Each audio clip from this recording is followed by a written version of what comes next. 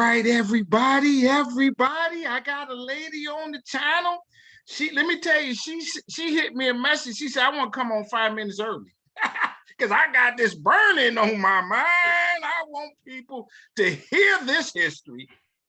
Oh my God, I like it when people are excited like that. And almost all the guests are.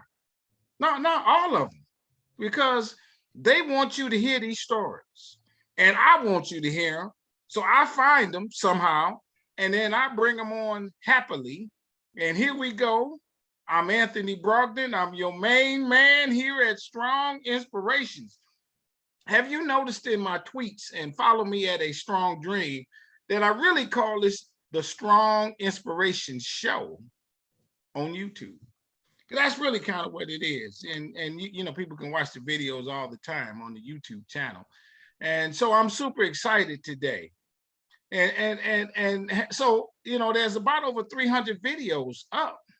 I'm putting up 3, 4, 5 videos a week. So hit the subscribe button. It's free, it don't cost you nothing, and you can do it at any time, but the sooner the better. Hit the like button on this video. I know you're going to like what this lady has to say. She's got backdrop with words on the wall and plaques and everything. She came on 5 minutes early. She's ready to go. So like this video, hit the notifications bell. So when the videos come up, I had a lady, she said she hit the bell, and then like 2 minutes later, there was a new video. And she said, oh, I enjoyed that. I'm glad that I hit the bell. So I know that, you know, when they come up. And then tell somebody about Strong Inspirations. Don't keep it to yourself. I honestly believe that you'll be blessed by sharing this, because you in helping somebody else know more, and know more that will help build, in some respects, their self-esteem.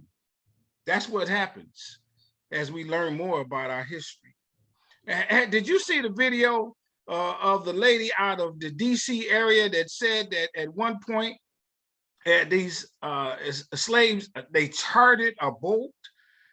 It was 70 of them, and they were trying to flee out of slavery, and it was called, shucks, I can't think of it, but it's on the video. They chartered a boat. It was the largest slave escape ever. They got in the water. The winds would not pick up. They sat there for a day.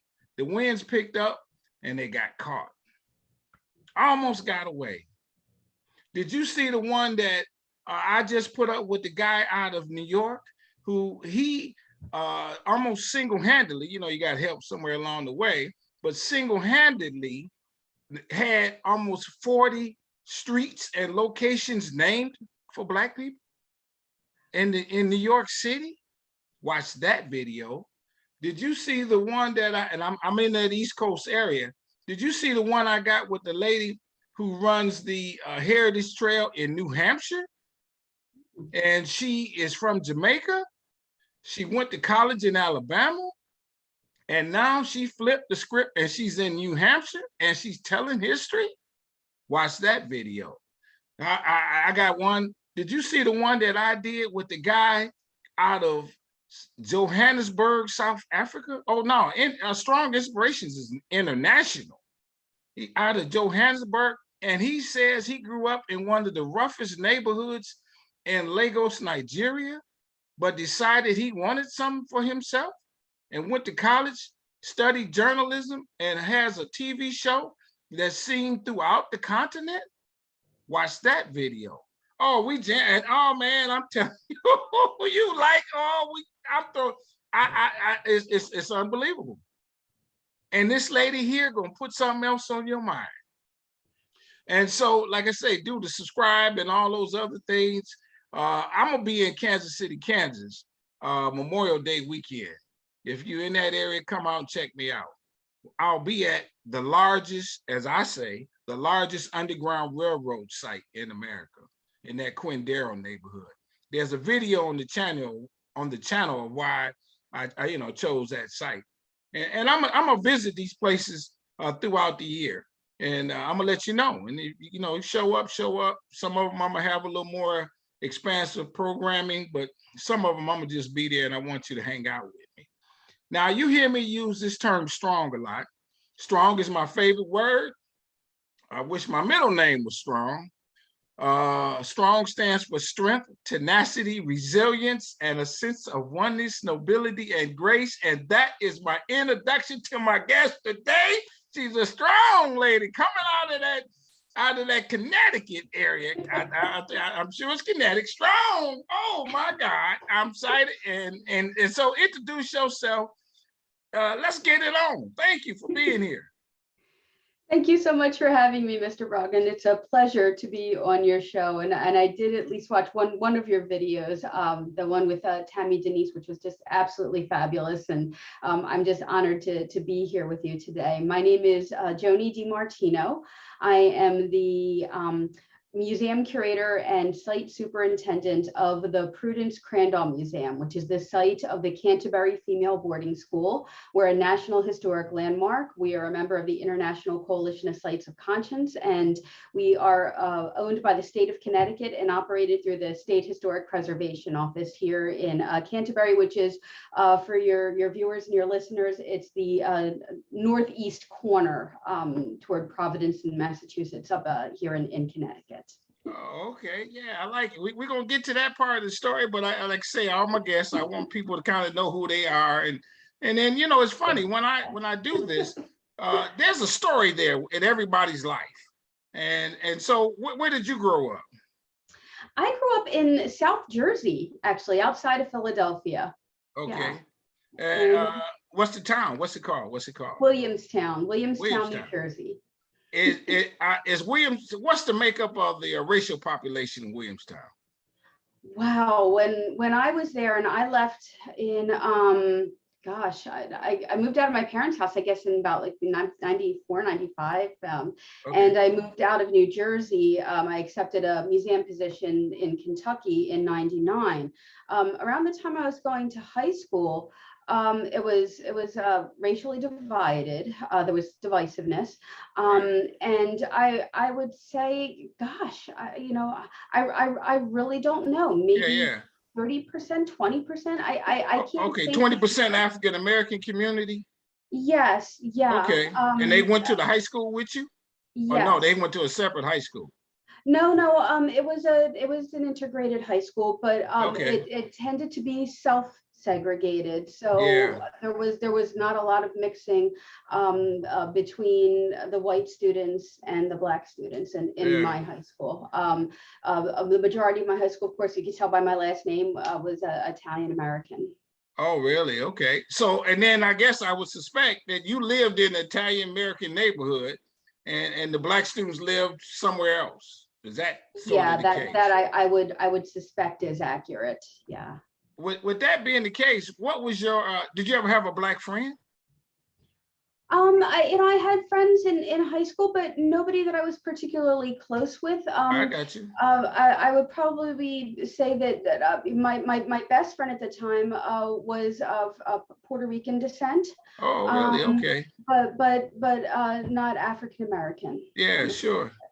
Yeah. So what was your take on Black people? I mean, how did you get to be so conscious? Like, that's what I'm getting at. How did you get to be who you are to do this every day? And then you could have, when you pick history, you could have picked anything and not have that African American slant to it. How did that come about? And for you to have that kind of appreciation? I think college certainly opened my mind and challenged me in a lot of ways. And then when you get into the history field, this is something that I think a lot of people who are interested in working in museums don't realize, is that you don't always get to choose where you want to work. A lot of times it's where the jobs open up for you, and you can be frustrated by that, or you can embrace the history that's there. And I've had some amazing opportunities to work for suffrage museums. I worked for Mystic Seaport. I was out in Kentucky where we were telling telling the whole history of everyone in Kentucky.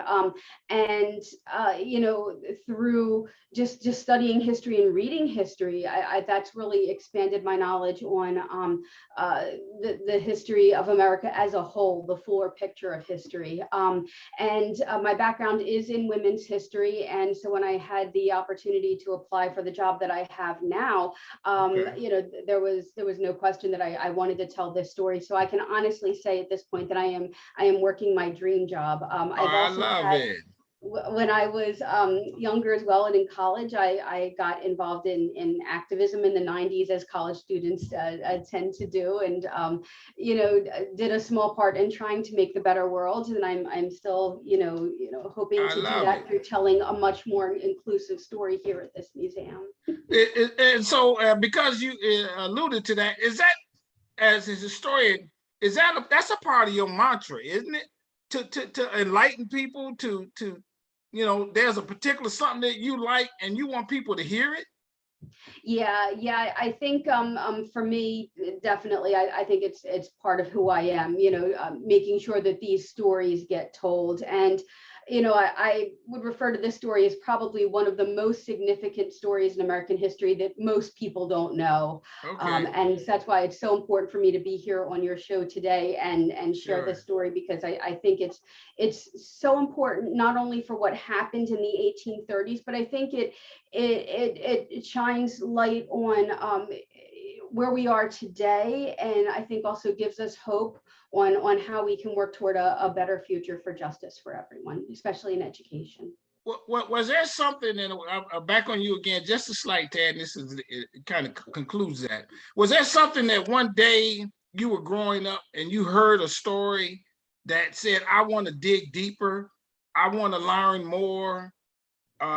What sparked the interest in history?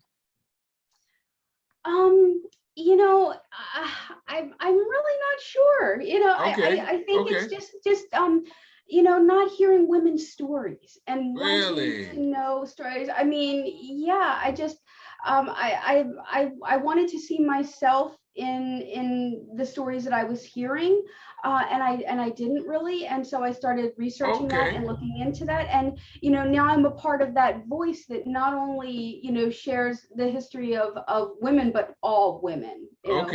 And that's what I do here in this site. One of the very important things that I have done, we have just completed a 2-year restoration of this museum, but in making sure as we reopen that we're telling not only the story of Prudence Crandall, although that's the name of the museum.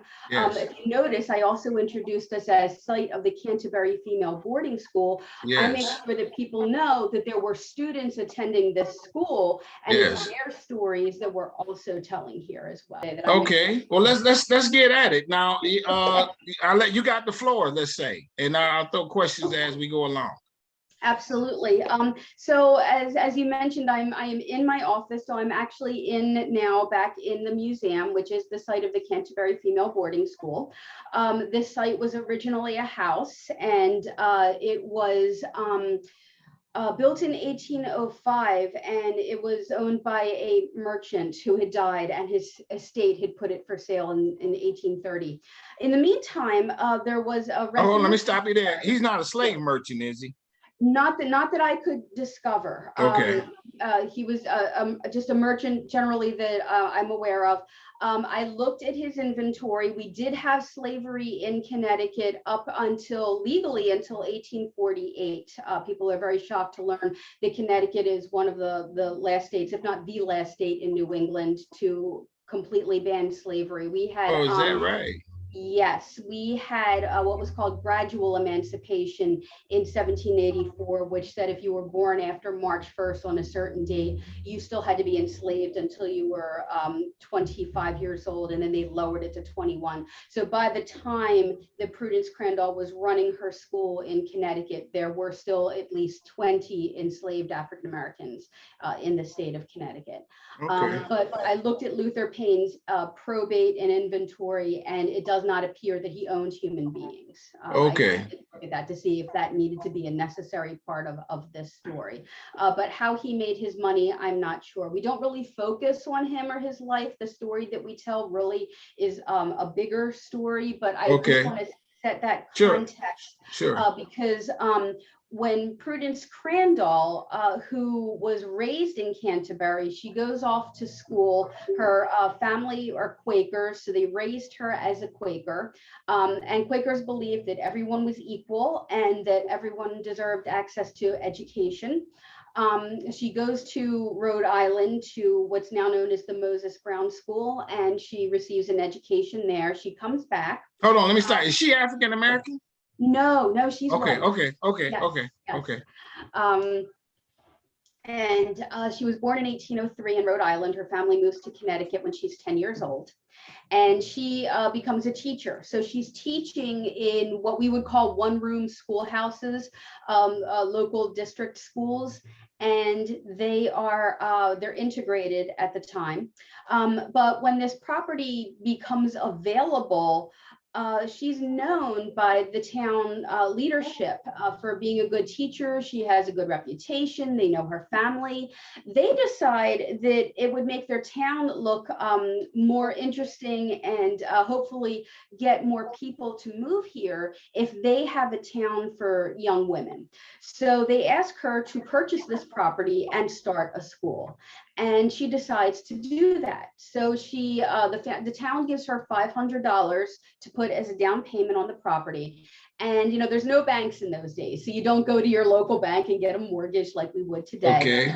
Her mortgage is held by another neighbor of hers who gives her $1,500 with the stipulation that she has a year to pay it off. Which she does do, but she purchases this property. It is a large house in the center of town. The closer you are to a green, a town green in New England, the wealthier and more prestigious you are. So you can imagine the building that we're in right now. And your viewers, after we're finished watching, they should go and look it up to get an idea of the size of the house. It's 4,000 square feet. 3/4 of an acre property. At the time, there were outbuildings. There was a barn. There was a well. It is a perfect building to have a school in. There's lots of large rooms. It's very spacious. And so she's running a school. At the time, there are white students attending. It's very successful. There are what we would call, I guess, like a board of directors. There are at the time they're called board of visitors, and they're the local town citizens. The local attorney, the justice of the peace. Let me ask you this. Stop. Excuse me. Sometimes I do this. Her school. What grades is her school? A great question. This is beyond, I guess, what we would call grammar school. So this was unusual to have higher education for women during this time period, and that's a good thing for your viewers to know, that it's already kind of challenging some beliefs of women's role during this time. But admittedly, the people that wanted the school started really thought that it would make their daughters a little more manageable. During this time, marriageable. During this time period, a little more, it would make them more eligible in the marriage market. The idea being that your son would marry someone who was more educated, to help promote his career, would raise their sons to be more educated, because the idea of mothers being their children's first teachers. There was a concept not related to political parties, but it was called Republican motherhood. And we were going to be a better nation because, and now mind you, we're only talking about white women at this point in time. The idea was that women were going to be more educated and raise better voters. But again, let me ask you this: wealthy white male voters. So what you're saying is, at this point, women are second-class citizens, for lack of a better word, not allowed to have much education, and now this is the kind of the introduction to changing that stereotype. Yes. I got you. What's the status of the African American community at this time in that area? Where are they? Yeah. As I mentioned, there were 20 enslaved African Americans, at least that we're aware of in the state of Connecticut. And I do myth busting here as well, where I make it very clear to our visitors that while there were, the majority of African Americans at this time in the state of Connecticut were free, they were by no means equal. Connecticut in 1818 passed a new constitution, a new state constitution. For the first time, they explicitly put the word white before male in the voting rights. So even African American men who had owned property, like Isaac Blasco, whose daughter did attend school here, which I'll talk about.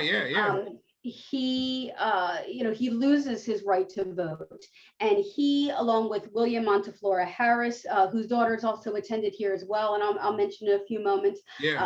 These men at different times petition the Connecticut legislature for their right to vote. Again, using the no taxation without representation. We're forced to pay our taxes, but we're not allowed to vote. And in both cases, the Connecticut legislature says, no, you have no legal rights. You're not a citizen because you're Black. And so there's no equality here happening in Connecticut. Okay, let me ask you this. So what you're also saying is that, let's say there were 20 enslaved, but there were a number of that were free that were living in the area. Yes.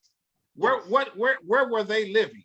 They weren't in Canterbury. Maybe there was a African American population in Canterbury. Isaac Blasco, who I'd mentioned earlier, was actually a very wealthy man. He was a blacksmith. Oh, really? And yes, and he created I don't know how to describe it.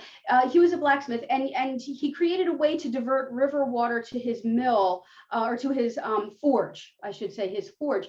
And so he was able to increase his production of iron implements, predominantly whaling implements, because we're very close to New London. We're a whaling town, and Glasgow, Connecticut is actually named after him. Really? So, here's somebody who has, significant wealth, but does not have the right to vote. His daughters also attended Crandall School, and you'll hear about their experiences shortly. There's definitely there's by no means access to the same level of education, even for Black men during this time. In 1831, and this is significant because it does impact the reaction to Crandall School, Simeon Jocelyn is a reverend in New Haven, Connecticut, and he, along with some other people, do try to start a school for African American men. They, again, higher education, because beyond district schools or basic grammar learning, there are no educational opportunities for Black men in Connecticut. And incidentally, I should mention too, for your viewers, that a short documentary, I think it's like 10 or 15 minutes long, has just been created about this school, which is it's so disappointing because the school was not successful. They had a location, but the opposition in the town of New Haven was so strong when it went to vote. I think it was like 700 to 4. But there was very much a strong opposition to this school. Part of that, even when it was for white students. No, this was for a school for manual labor and higher education. Oh, you're talking about the other school. Okay. New Haven. Okay, yes. New Haven. Okay. Yes, but some of those people that were involved in starting that school became supporters of Prudence Crandall School. Okay. So now Prudence Crandall is going along, and it's only for white students from the day it began, and then when did it integrate? Or let's say. Okay. Yeah. So Prudence Crandall hires a free Black woman named Mariah Davis, and she moves to the Canterbury area because she wants to be closer to her fiance, because she's getting married soon, and her fiance is a young man named Charles Harris. Charles Harris, his parents, Sally Prentice Harris and William Montefiore Harris, moved from Norwich, Connecticut. They purchased a farm in Canterbury. Is he white or Black? He's Black. He's Black. Okay. Okay. Yes. Okay. And Mariah Davis is also Black, and she's free, and so she's being paid for her labors as a household assistant here in the school. And she's sitting in on Prudence's classes when she's finished her work. We don't know if she asked to do that or if Prudence just simply encouraged her. One thing we know about Prudence is that she was very much an intrinsic educator. She firmly believed in education. She loved to teach. She did it throughout her whole life. But she did have this arrangement with Mariah Davis to participate in the classes, and the students were fine with that. So Mariah is, as I mentioned, engaged to Charles Harris. Charles and his father, William, are distributors of the Liberator newspaper, which is a newspaper your listeners may have heard of that was edited and founded by William Lloyd Garrison up in Boston, Massachusetts. And William Lloyd Garrison advocated for immediate emancipation, end of slavery, no ifs, ands, or buts. Slavery ends now, and that's what he was pushing for, and he advocated for his entire life. Now, Prudence Crandall and her family were Quakers, but they were not, I guess what we would call like activist Quakers, like Lucretia Mott. They were Quakers, but she was aware of slavery. She knew it was wrong, but she was not an activist. So she was getting an education in return from Mariah Davis, who was sharing with her copies of the Liberator newspaper. And so she is getting an education of her own as she's reading these articles and starting to understand life for not only enslaved African Americans, but free Black Americans as well in the North. And she's reading the writings, in particular, of a Black woman named Mariah Stewart, who incidentally was a Hartford native, but she wasn't living in Hartford at the time that she was writing these articles. Mariah Stewart was the first person, woman, Black or white, that we know of, to speak in front of a mixed crowd, and by that I mean men and women. That was shocking. Women were supposed to speak in front of crowds of women only, and men could speak in front of crowds of men or women. And so, she was very much a trailblazer in her time. But what she's writing that's very important that Prudence is reading are articles on how not enough attention is being paid for educational opportunities for Black women. That there are these schools that are starting for Black men that are higher education, but Black women should not simply be regulated to domestic work. That their choices in life based on what society is deeming for them are as wife and mother or as domestic servant, mostly in white households, and that's not acceptable. That they should have their own goals in life, and they should be able to reach them, and to do that they should have the educational opportunities there. And this is when? This is 18 what? This is 1831, 1832. Okay.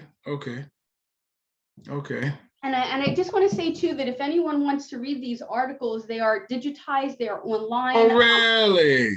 Yes. Yeah. Oh, yes. The Boston Public Library has all the copies of the Liberator, to my knowledge, at least in their what they have in their collection, digitized online, so you can go and you can search Mariah Stewart and her articles come up. So they are out there. It's one of the beauties of the internet. It has made so many sources and resources available.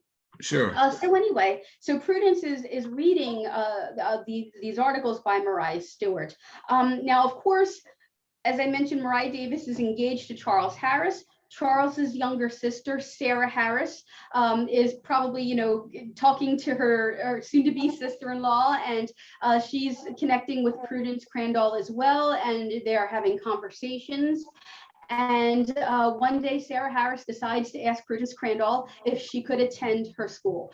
Sarah Harris also wants to become a teacher. And Prudence Crandall doesn't say yes right away, but she doesn't say no either. She thinks about it, and Sarah Harris asks again.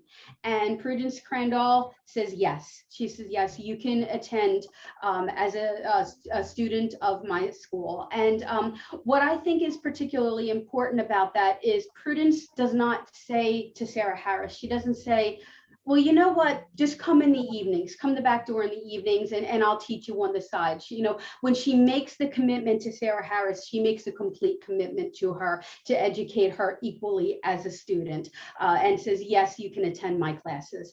And Okay. so Sarah becomes what we would call a day student, kind of like going to school today. She's not boarding. She lives in town. She can go to school, and she goes home to her family in the evenings. And the students, again, don't seem to have a negative response to this at all. But it's their parents.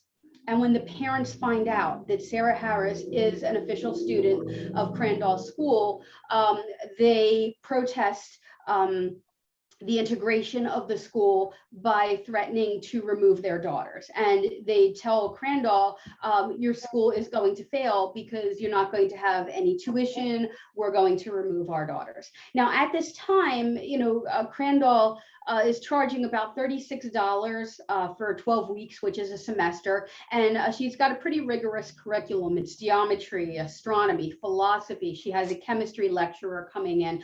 This is a significant curriculum. And so people are meeting with her. There's meetings across the street. They're threatening her to close her livelihood down, to close down her school if she does not expel Sarah Harris. And at one point she says to a local minister's wife, well, then my school's going to sink, for I will not turn her out. So she makes that commitment, and she does not turn away from that commitment to Sarah Harris. But she's also realizing too at this point that it's not going to serve Sarah Harris or Mariah Davis if there's no school there for them to get an education. So she's got to have another option here. So what she does is that in January of 1833, she writes, remember, Sarah asks in the fall of 1832 and becomes a student. Over the fall, that's when there's a lot of grumbling and opposition in the community. By 18... Let me stop you there. Let me stop. How bad does that rumbling get? Does it get where it's a threat on her life, maybe?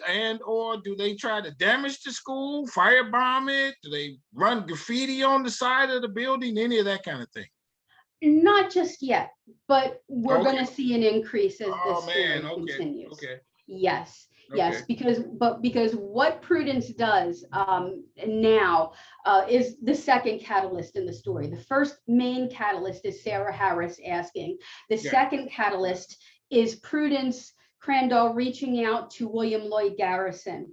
And now, Prudence Crandall is only 28 years old, but she's a property owner and she's a business owner. This is very unique even for white women. But she reaches out to William Lloyd Garrison and says, sir, you do not know me. I want to introduce myself to you. I am the principal of this school, and here is my situation. I would like to start a school and at the term that she uses at the time, that is the polite term of the time period, is for colored young women.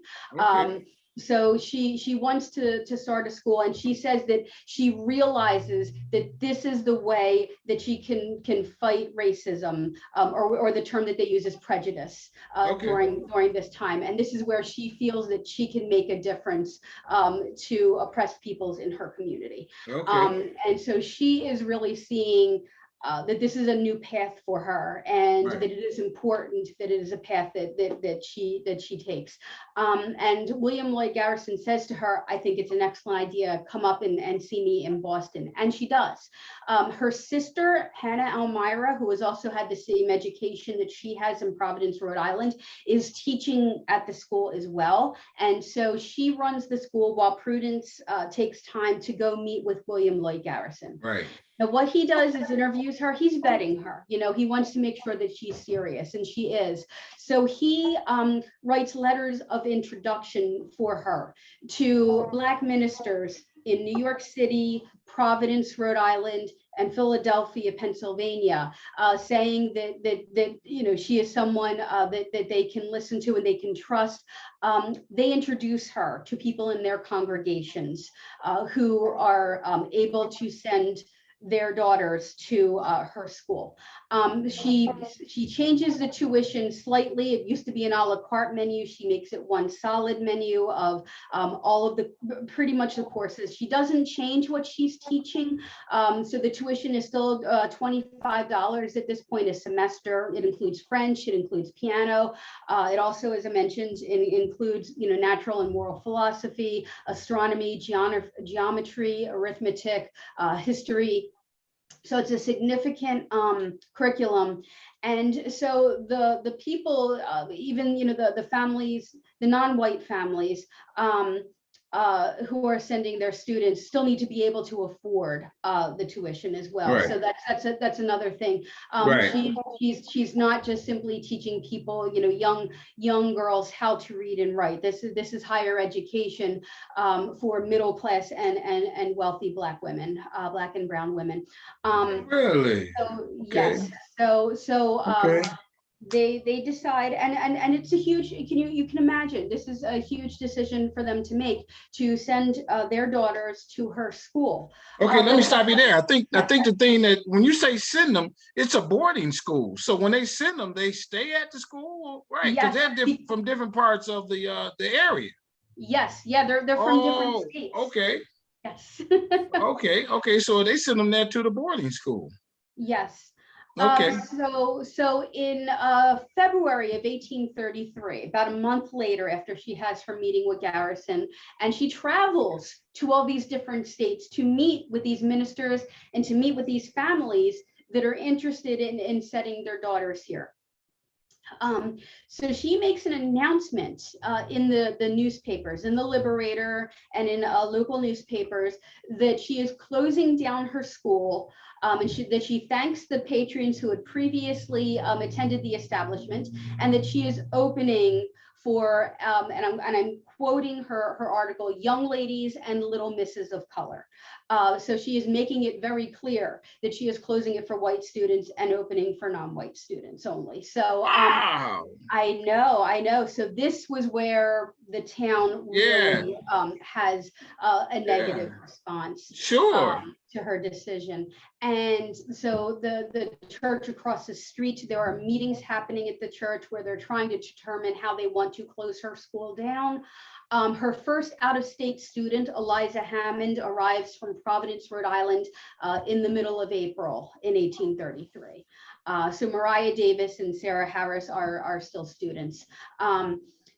She starts receiving letters of support. So there's a minister in Brooklyn, Connecticut, named Samuel May. It's about 6 miles away from Canterbury. He is a Unitarian minister. He reaches out to her and says, I am happy to help you in any way I can.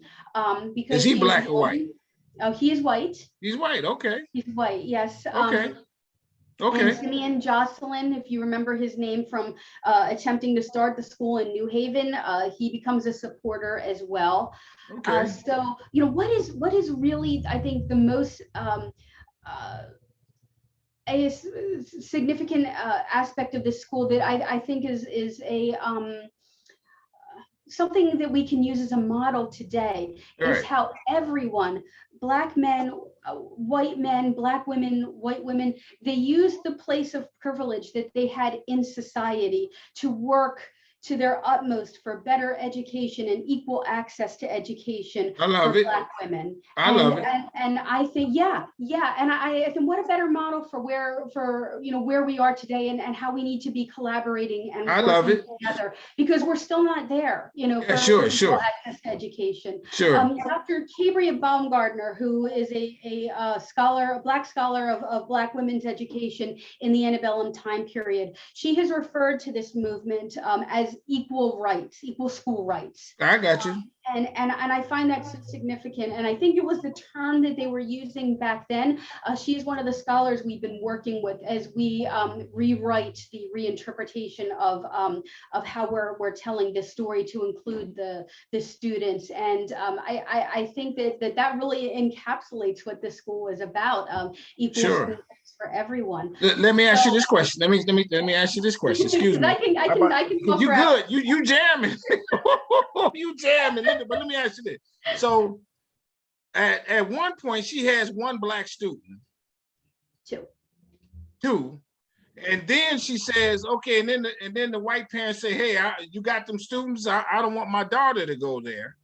So do they move their daughters out immediately, or when do they abandon the school and now the school is almost predominantly black or all black, or how does that transition go? Yeah, they don't. Some parents withdraw their daughters. Okay. Not everyone did. Not everyone in Canterbury had a problem with integration of the school. I do want to be clear about that. And we don't seem to have any response that's negative from the students. It really seems to have been stemming from the parents. Okay. But not all of the parents did. But it was when Prudence Crandall makes the decision to close her school in March for white students and open only for young women who are black and brown. And she says specifically, as of April 1st, 1833, I'm only opening for, as I quoting her advertisement, young ladies and little misses of color. Yeah, I got you. Yeah, so that's when the school transitions. So okay, but what happened to the students, the white students? Did they have to leave then, did they? Yes, they did. Oh, yes. Really? Yes. And was there another option for them? I think if they were wealthy enough, there were other schools that they could attend and board at. We don't have a lot of information on them. We don't really have a roster the Prudence Crandall kept with the list of students' names. The Connecticut Historical Society has 2 letters from 2 students that attended, and we do know that Philip Pearl, who was in the Connecticut legislature, his daughter Hannah Pearl attended, and I believe there was some local people as well. Jennifer Rasenga, who's a scholar who teaches at San Jose University, she's done probably, I think, the most extensive research on the prior students. And has culled together information. But, as with all of the students, because there is never really a formal kept roster, Crandall didn't keep the records like teachers are required to do today. We're still, occasionally we'll uncover a student who attended here when it was for white students or when it was for African-American students. Yeah. Well, now that led to this question. Okay, now so she's got this big school. How many students did she have when it was for all whites, and then how quickly did the black students come so that she could survive and be operate efficiently and stuff like that? If you saying April 1st, when did the black students start flooding the school? Well, as I said, the first one, Eliza Hammond, the first student arrived from Providence about mid-April. Okay.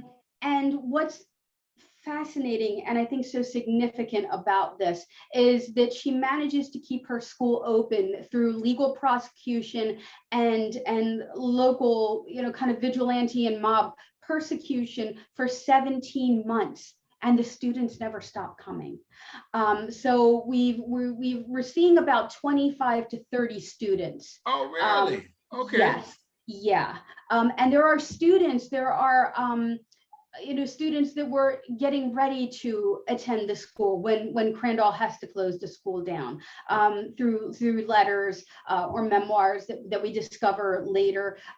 So it's a real disappointment to a lot of people who are viewing this as an opportunity to get an education when she has to close the school down. But we'll get to that at that point. During the time that she is running the school for 17 months, the students continue to arrive, and that I think is just very poignant because as I mentioned, the violence really and the intimidation and the harassment, it it never decreases, it constantly increases. And so the students are, I think, very aware of what they're going to be experiencing. And I think more importantly, the parents are very aware of what their daughters are going to be experiencing. You know, I mean, I can't imagine, you know, you can see a direct line from Sarah Harris to Ruby Bridges and Right. Oh, sure. Little Rock Nine, Sure. and you know, the racism and the violence and the threats that they endured here. Now, when you say they endured, did they endure? Because see, it was a boarding school, so you didn't have to walk to school every day. Everybody kind of stayed in that complex. Did the school have a fence around it? Was there some security measures of some sort, or you know, a stranger could just walk up and go right to the dorm rooms? You know, what was that like? Yeah, if you go online, we have a very basic kind of split rail fence. There's no, you know, there's no like formal, you know, like They didn't build a wall, a hurricane fence like or anything. No, yeah.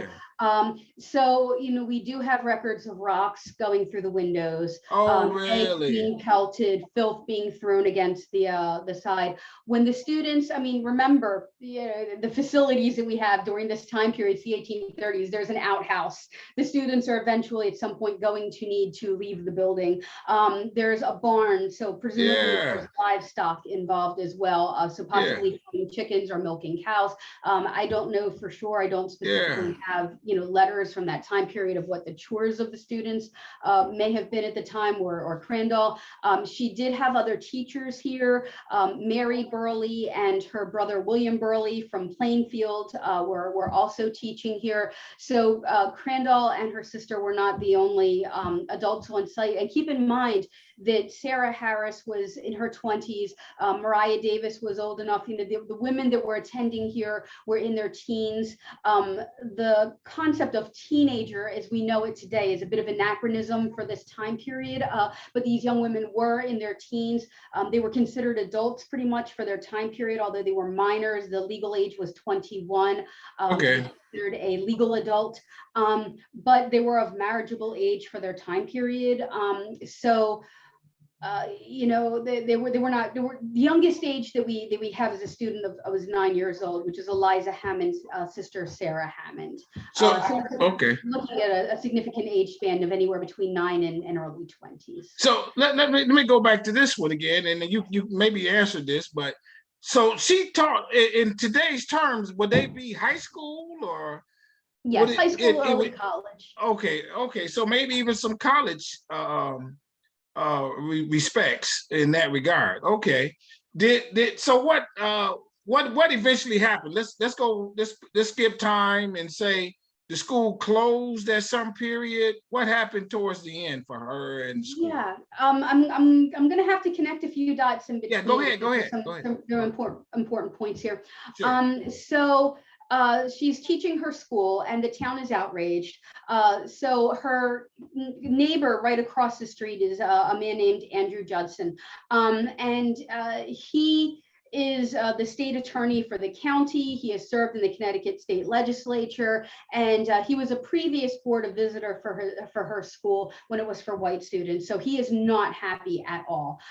So he, you know, works his network in the legislature, and he gets Connecticut to pass what becomes known as the Black Law, and it's essentially an addendum to a vagrancy law, because there's a lot of things happening during this time. Eliza Hammond, who I mentioned, she gets threatened with a public whipping or fine under this law of vagrancy that he adds this addendum to.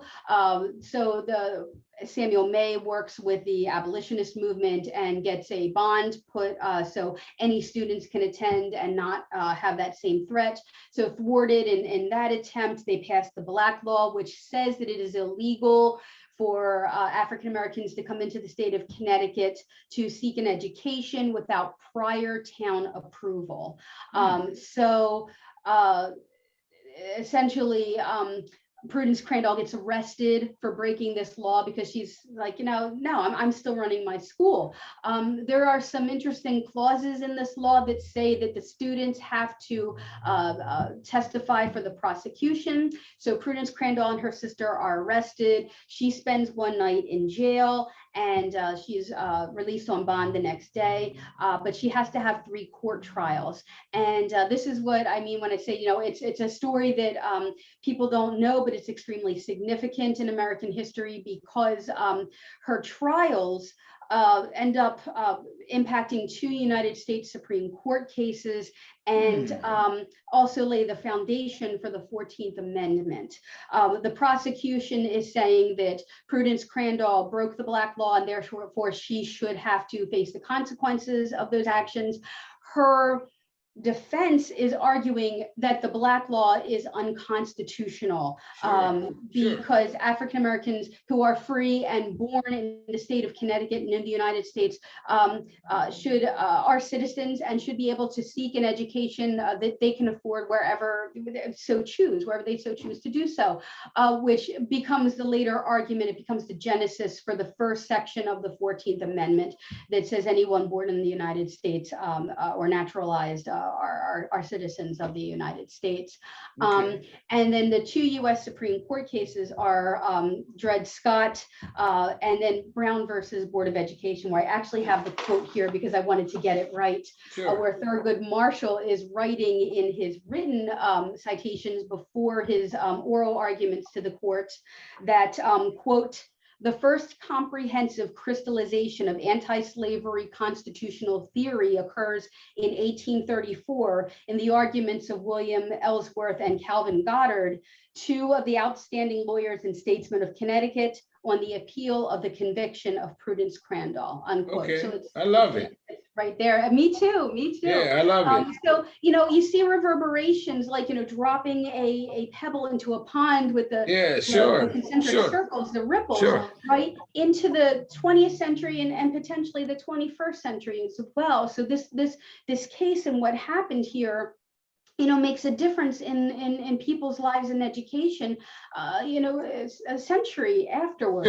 But during this time, the people in the town, they're throwing manure in the well, as the students don't have fresh drinking water. They kill a cat that has black and white fur and leaves it on their fence. We're seeing this continued increase of violence. They set the school on fire while the students are in it, and they allow an innocent Black man to be arrested for it. He ends up being acquitted, but it's another way to terrorize the local Black community. It's pretty horrible. We did find charred wood, so we did find physical remnants of that fire, that arson attempt in January of 1834. But what happens is that appeal conviction that Justice Marshall is referring to gets dismissed on a technicality. And there's a lot of legalese I could go into, but I don't have time right now. But but anyway, what happens is that because the case gets dismissed out of court, the abolitionists are disappointed because their goal is to send this, they wanted to appeal this all the way to the Supreme Court and have a decision on Black citizenship determined by the U.S. Supreme Court in the 1830s, which does not happen until Dred Scott. And unfortunately, it's not the decision that should have been made. Tanny is on the wrong side of history there, but Prudence Crandall can still run her school.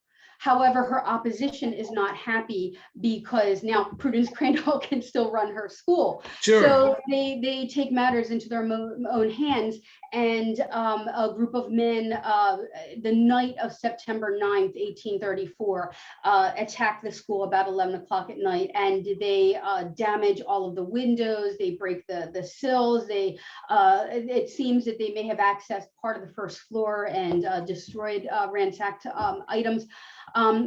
Nobody is harmed besides, the trauma they endured that evening. But Prudence Crandall makes the decision at that point that she can no longer guarantee the safety of her students. closes her school and she sends them back home to their families. But the students, there's a lot of people that will describe this, and I kind of, I want to say no when I read accounts, in blogs or articles or Sure. that describe this as an ill-fated school, because I think that the fact that Crandall and the students managed to stay here and keep the school running and still learn through 17 months of increased harassment, and the students went on to be leaders and educators and reformers in their communities. That tells me this school is a success. Yeah, sure. And so, I think what the students went on to do, I think really demonstrates the impact that they had here and the networking that they were able to establish among themselves and what they were going to do afterwards. Let me ask you this, as we sort of come to a close in some respects. So what happens? The school, she closes it, the building is damaged. Yeah. Does it reopen as something else later? And so how does it become the museum it is today?